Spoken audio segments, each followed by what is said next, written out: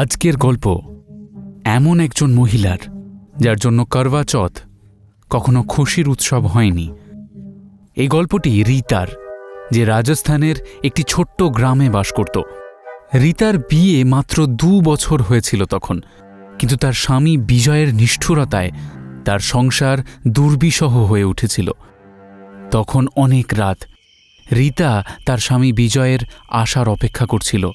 বিজয় নেশায় মত্ত হয়ে বাড়ি ফেরে আর এসেই টেবিলে বসে পড়ে।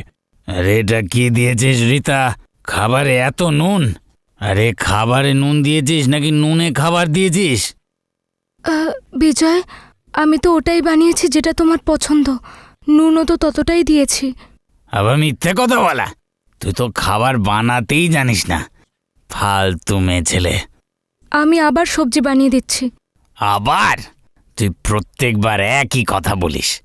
আজ তোকে উচিত শিক্ষা দেব। বিজয় রেগে গিয়ে রীতাকে গ্লাস ছুঁড়ে মারে। সেই গ্লাস রীতার কপালে গিয়ে লাগে।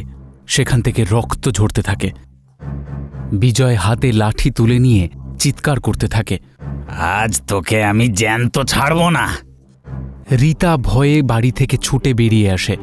বিজয় নেশায় টলমলো পায়ে তাকে তাড়া করতে থাকে।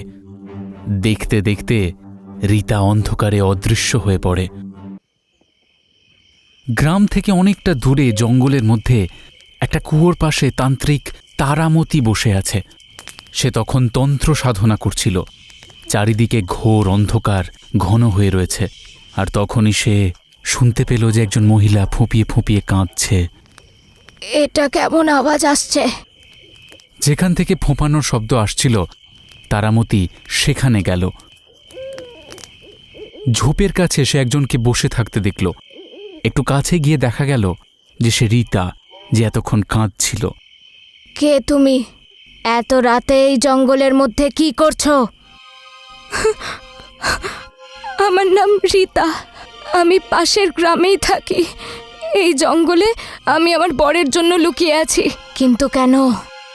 আমার বর বিজয় একজন ঠিকাদার, কিন্তু ও রোজ নেশা করে বাড়িতে ফেরে। আমাকে প্রতিদিন মারধর করে, গালাগালি দেয়। আজকে তো আমায় প্রাণে মারারও চেষ্টা করেছে।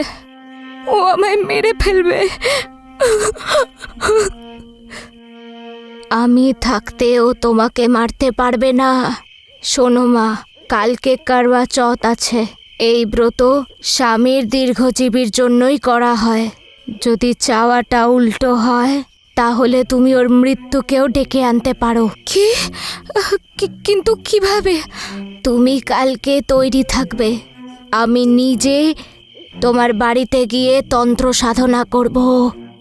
রীতা সেখান থেকে নিজের বাড়ি ফিরে যায়। আস্তে আস্তে সকাল হয়, কিন্তু বাতাসে যেন একটা নিস্তব্ধতা। বিজয় তখন অফিসে যাওয়ার জন্য প্রস্তুত হচ্ছিল। সামনে রীতা দাঁড়িয়ে। আরে সরে যাও, নইলে কোন দিন আমি তোমাকে খুনই করে ফেলব। আজকে করওয়া চৌথ, রাতে পুজো হবে। একটু তাড়াতাড়ি বাড়িতে ফিরো। হ্যাঁ ঠিক আছে। বিজয় অফিসের উদ্দেশ্যে রওনা দেয়। আজ করওয়া চৌথ।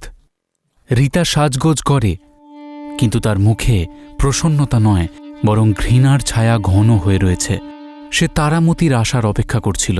এমন সময়ে দরজায় টোকা পড়ার শব্দ পাওয়া যায়। রীতা দরজা খুললে দেখে সামনে তারামতি দাঁড়িয়ে। সব কিছু জোগাড় করে রেখেছিস তো? হ্যাঁ।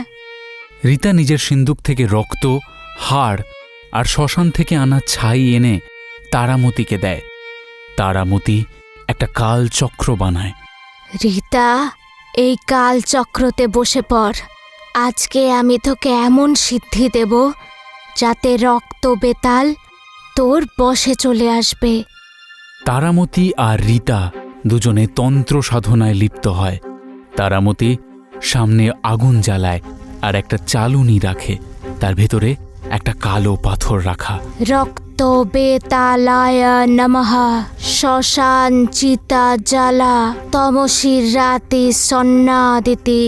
রীতা তন্ত্র সাধনায় নিমগ্ন, আর ঠিক তখনই দরজায় কেউ যেন ঘণ্টা বাজালো। রীতা ভয় পেল। এখন কি চলে এলো? যদি কেউ এগুলো দেখে ফেলে তো আমি কি বলবো তাকে? ভয়ে ভয়ে রীতা দরজা খোলে। সামনে বিজয় দাঁড়িয়ে। তাকে দেখে রীতা ভয়ে বাক্যশূন্য হয়ে পড়ে। আরে আমি ফোনটা ভুলে গেছিলাম।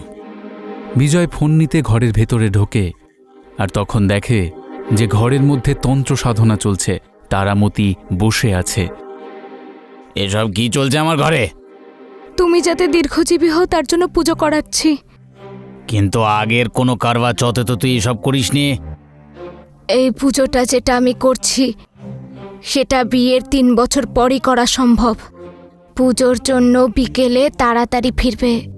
ঠিক আছে, আমি সন্ধ্যে 7টার মধ্যে বাড়ি চলে আসব। বিজয় বাড়ি থেকে বেরিয়ে পড়ে।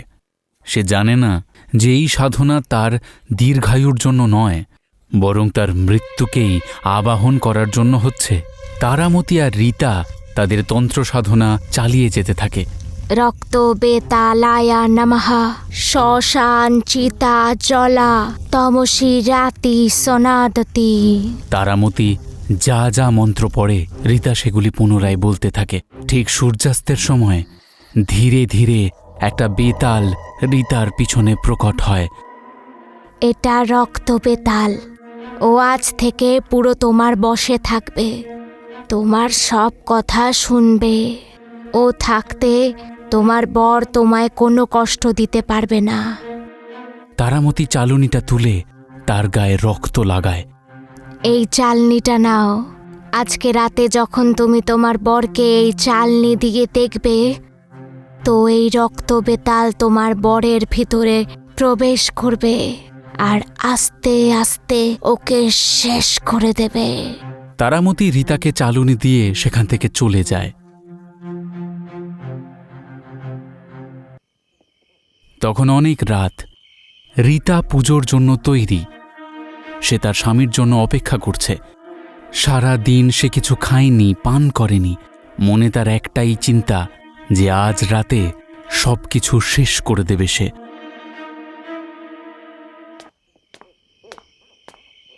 আর তখনই বিজয় অফিস থেকে ফিরে আসে। আমার দেরি হয়নি তো? না, আমি তো তৈরি হয়ে বসেই আছি। চলো পুজো সেরে নি। রীতা চাঁদ দেখার পর চালুনি দিয়ে নিজের স্বামীকে দেখে, আর চালুনি দিয়ে নিজের স্বামীকে দেখার সঙ্গে সঙ্গেই ওই বেতাল বিজয়ের শরীরে প্রবেশ করে। বিজয় দেখে যে আকাশের চাঁদের জায়গায় যেন একটা লাল রঙের গোলা চকচক করছে, ঠিক যেন আগুনের গোলা। বিজয়ের চোখ বন্ধ হয়ে আসে। সে ওখানেই পড়ে যায়। আরে বিজয়ের আবার কি হলো? কি হলো তোমার? ওঠো। রীতা বিজয়ের মুখে জলের ছিটে দেয়। বিজয়ের চোখ খোলে, কিন্তু এখন ওর চোখ যেন মানুষের নয়। ওর চোখ এখন সম্পূর্ণ কালো। চোখের সাদা অংশ বলতে যেন আর কিছু নেই। তার মুখ দিয়ে কালো ধোঁয়া বেরোচ্ছিল। আর এটা দেখে বিজয়ের বাবা কমল দাস ভয় পেয়ে যান। এ কি, আমার ছেলেটার কি হলো? এ বিজয়ের হলো কি? রীতা বিজয়কে স্পর্শ করা মাত্রই বিজয় সুস্থ হয়ে ওঠে। তাকে দেখতে আবার আগের মতোই হয়ে যায়। কিছুই তো হয়নি বিজয়ের। ওর চোখগুলো এখনই কালো কালো হয়ে গেছিল। ওর মুখ দিয়ে কালো ধোঁয়া বেরোচ্ছিল। বিজয় ঠিক আছে, আগে বরং আপনি আপনার চোখটা দেখে নিন। তখন অনেক রাত। রীতা আর বিজয় তাদের ঘরে শুয়ে রয়েছে। হঠাৎ তখনই বিজয়ের চোখ খুলে যায়। রীতা, আমার কেমন যেন ভয় ভয় লাগছে। তুমি আমার সঙ্গে কি করেছো? রীতা কিছু বলে না, শুধু দরজায় দাঁড়িয়ে হাসতে থাকে। বিজয় বিছানা থেকে নামে, কিন্তু তার পা উল্টো। তার পায়ের পাতা পিছনে, গোড়ালিটা সামনে হয়ে গেছে। সে রীতার দিকে এগোতে থাকে, কিন্তু হঠাৎ থেমে যায়। তার বুক থেকে হঠাৎ রক্ত বেরোতে থাকে, যেন কোনো অদৃশ্য শক্তি তার বুক চিরে দিয়েছে। ভয়ে ভয়ে বিজয় বলে, এটা কি হচ্ছে আমার সঙ্গে? বিজয় কোনো মতে হামাগুড়ি দিয়ে বাড়ি থেকে বেরিয়ে যায়। তাকে এভাবে হামাগুড়ি দিয়ে বেরোতে দেখে কমল দাস ভয় পেয়ে যান। বিজয়ের চোখ মুখ আবার সেই ভয়ানক হয়ে পড়েছে। বিজয়, বিজয়, তোর কি হলো? আর তোর শরীর থেকে এত রক্ত বেরোচ্ছে কি করে? কি হয়েছে তোর? কমল দাস বিজয়কে নিয়ে হাসপাতালে যান। বিজয়ের শরীর থেকে তখন ক্রমাগত রক্ত ঝরে চলেছে। তার চোখের রং সম্পূর্ণ কালো হয়ে গেছে, আর সে বারবার একটা শয়তানি ভয়ঙ্কর হাসি হাসছে।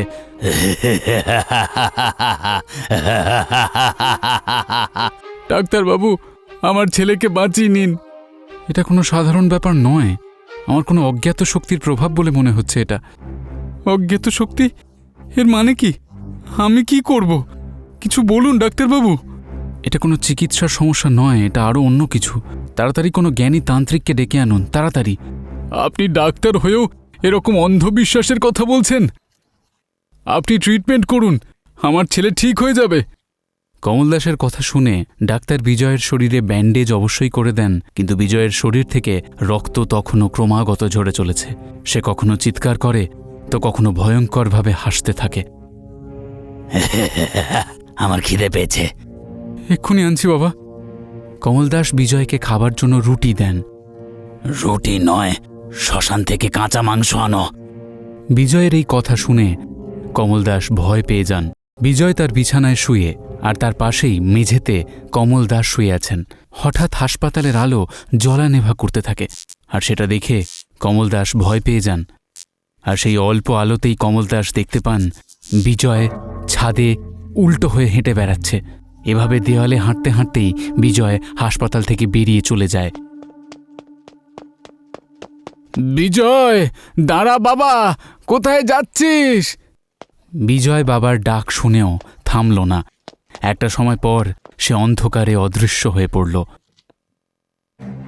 বিজয় সেই কুয়োর কাছে এসে পড়ে। সে কুয়োতে ঝাঁপ দিতে প্রস্তুত। তার চোখ এখন ভয়ঙ্কর হয়ে উঠেছে। চোখের রং এখন সম্পূর্ণ কালো, আর তার শরীর থেকে ক্রমাগত রক্ত ঝরছে। রীতা একটু দূরে দাঁড়িয়ে হাসছিল। বিজয় কুয়োতে ঝাঁপ দেয় এবং মারা যায়। তার মৃত্যুর একটু পরেই তার শরীর থেকে সেই বেতাল বেরিয়ে আসে এবং রীতার কাছে আসে। এবার আমার কাজ হয়ে গেছে। আজ থেকে তুমি মুক্ত। কিন্তু আমি তোকে ছেড়ে কোথায় যাব? আজ থেকে তুই শুধু আমার। এতদিন আমি তোর কথা শুনেছি, কিন্তু এখন থেকে তুই আমার সব কথা শুনবি। না, না,